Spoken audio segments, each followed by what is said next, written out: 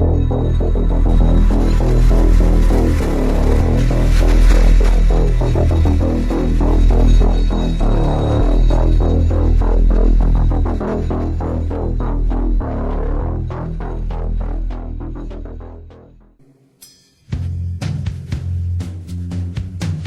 name is Nassine Saabs.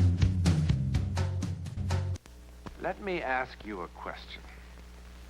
Has anything ever happened to you that you couldn't explain? That made you feel sort of foolish when you tried to tell somebody about it? Well, if it has, you have plenty of company, as you'll soon see. Start right out. I can only make you one promise that what I've got to say is the truth. It won't seem that way to some of you. It'll just seem that I'm either crazy or I'm the biggest liar and storyteller in the world. That's what our televisions have done to us. They've gotten us to a frame of mind that we do not realize the real world around us. When I talk in many youth rallies, many of the Christian schools, I start right out by tearing their television and rock idols down by personal experiences that I've had with them in the occult world. And then from there we try to build them up with real heroes, the number one being Jesus Christ. But I come from a family where I grew up having my own heroes. My number one hero was my great, somewhere way back there, grandfather named Francis Collins.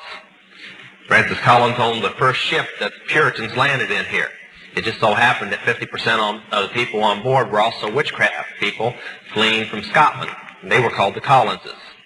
They were all his family, and that's how all witchcraft came to the United States. So when I grew up, I was being trained how great my family was, that it was the second most important family in the Illuminati in the occult world, and that someday I'd be very important and so on. So I had my own heroes. And television didn't help much. The reason I'm so down on television is I grew up around the television world, on the insides of it. When I was just a teenager, Hollywood paid for my way out to California so that I could bring a couple diaries that belonged to my family that I had inherited by will as the last male heir of the Collins family.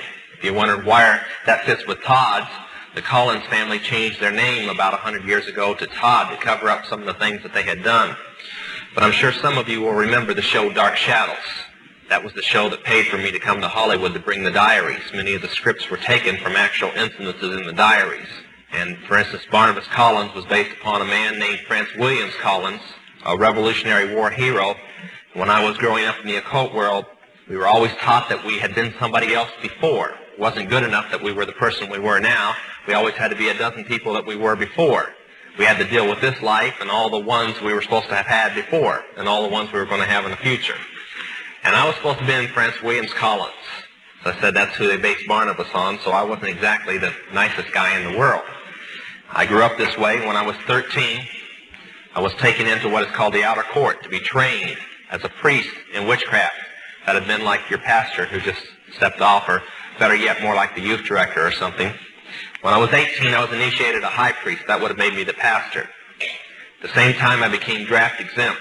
I did not have to go into service, but a bunch of us smart-aleck young, I have to correct the pastor, not warlocks, but wizards and witches, went into the Army because we felt the Army really needed witchcraft. It just couldn't get along without us. And since the Army didn't think that they needed any chaplains that were witches, we just kind of went in on our own. So I went on in, along with a lot of others, and I never did anything, I guess, halfway. I got in Vietnam, found out I liked Vietnam so well, I was willing to re-enlist. In fact, I'd already signed the papers to stay for another tour in Vietnam when I became... Yeah, well, let me tell you, the fastest way to increase defense funding would be to bring out, like, hey, we found an alien. People are like, need more money for defense, definitely. This is guaranteed. That would be like on display in 2 seconds.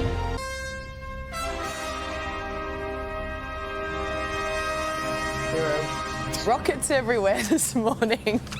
While outdoing his fellow billionaires in the race to space, Amazon boss Jeff Bezos will blast into orbit next month. Do you know what they call that? A rocket. They call it Blue Origin. It's very upright, isn't it? It's very upright. Does that look a little odd to you? It's just me.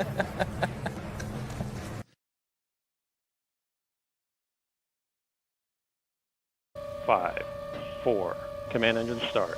2, 1. Ignition.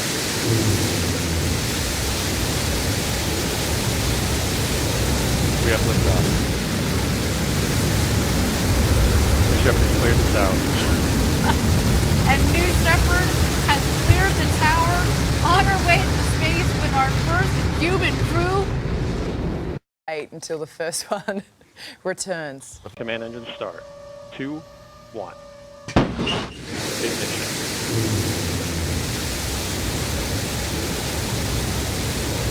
We have liftoff. The Shepard cleared the tower.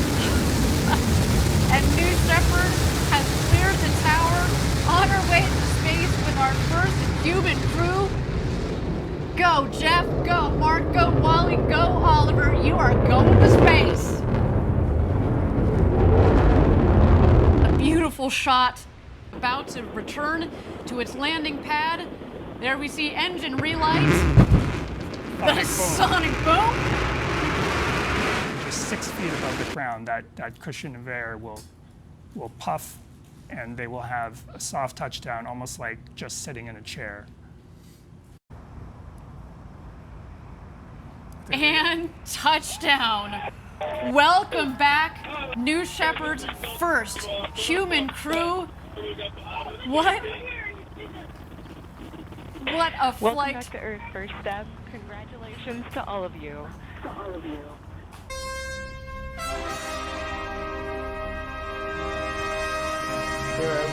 Rockets everywhere this morning.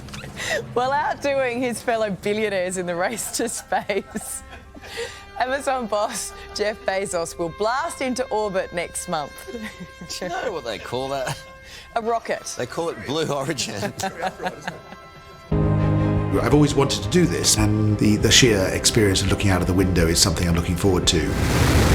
It's looking at where we've been, where we're at now, and where we're going. It's just a really exciting time, and I'm really proud of all of our actors. We put together just the right people. Everything just happened like it was meant to be. This is the second year we've been out to the Titanic. This is the sub designed to reach the sea floor and travel the depths of the Atlantic Ocean. We have our control screen here. On this trip, it was carrying 5 people. I've always liked extremes of possibility. Among them was the British billionaire Hamish Harding.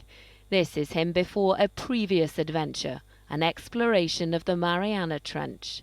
It's the challenge of going somewhere that practically nobody else has gone to. And this is him yesterday, the last photographs posted on his company's social media account before the expedition vessel disappeared. It is, frankly, a horrific concept, trapped in a tiny submarine far beneath the ocean surface with time and oxygen running out. For almost as long as it has lain on the ocean floor, the Titanic has aroused intrigue and fascination the world over. Resting as it does 3,500 meters below the surface of the Atlantic, the depths of its remains still conceals many of its secrets. And so it was in pursuit of exploring the sunken wreckage that a small submarine set off yesterday morning. But last night, around 400 miles off the Canadian coast, it went missing, with 5 people aboard, including a British man. Tonight, a desperate search and rescue operation is underway. According to a report from Politico Thursday, New Jersey Governor Chris Christie is considering a run to lead the Republican National Committee. Christie, whose term as governor of the Garden State ends in January 2018, has been leading President-elect Donald Trump's transition team until Vice President-elect Mike Pence took over earlier this month. Current Chairman Reince Priebus has been tapped to serve as Trump's chief of staff and will leave his post at the RNC when his term begins in January 2017. Christie was considered to be a rising political star before the so-called Bridgegate scandal involving a few of his former top aides left his reputation in shambles.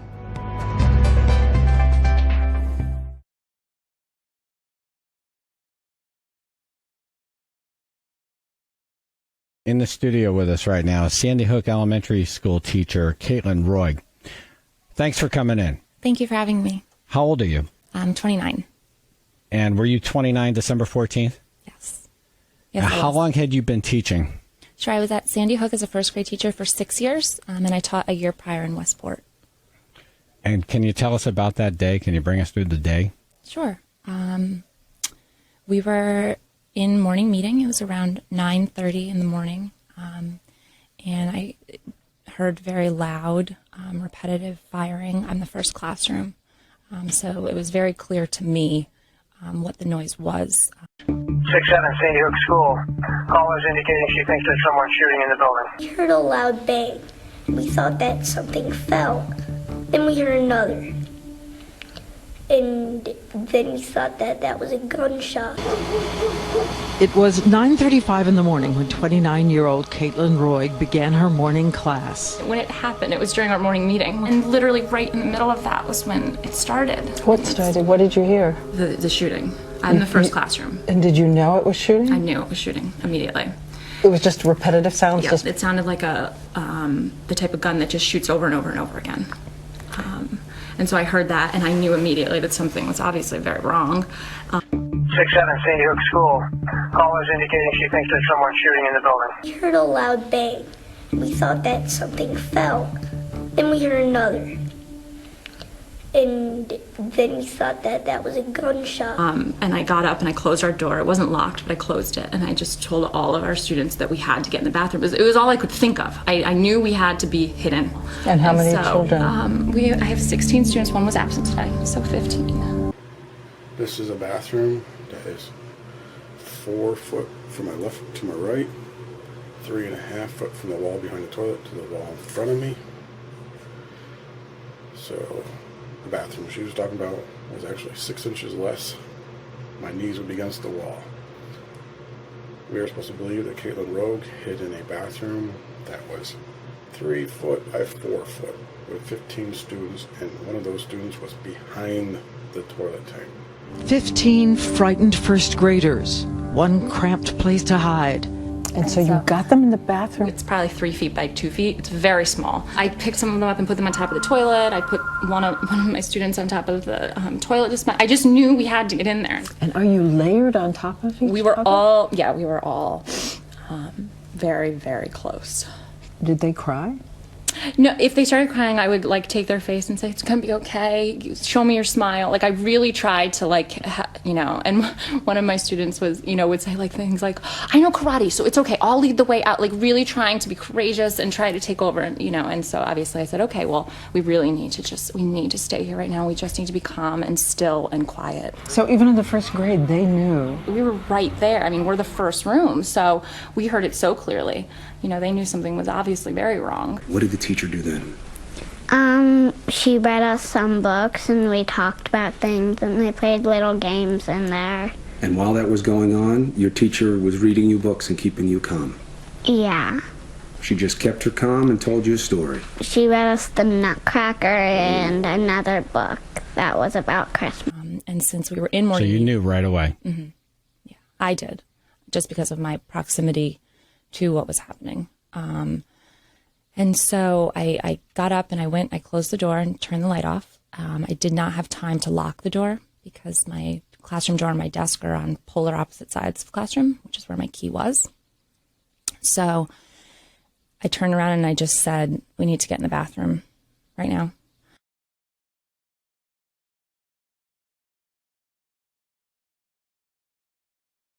Or mine or my students. Certainly, the peace of mind to think of that in that moment, I still could never explain to you how that happened. But once we were finally in the bathroom and the door was locked and we were squished like sardines, I mean, the space was 3 feet by 4 feet, extremely small. And one of my students was, would say things like, "I know karate, so it's okay. I'll lead the way out." Really trying to be courageous and try to take over, and so obviously I said, "Okay, well, we really need to stay here right now. We just need to be calm and still and quiet." So even in the first grade, they knew. We were right there. I mean, we're the first room, so we heard it so clearly. They knew something was obviously very wrong. What did the teacher do then? She read us some books and we talked about things and they played little games in there. And while that was going on, your teacher was reading you books and keeping you calm? Yeah. She just kept her calm and told you a story? She read us The Nutcracker and another book that was about Christmas. We heard a loud bang. We thought that something fell.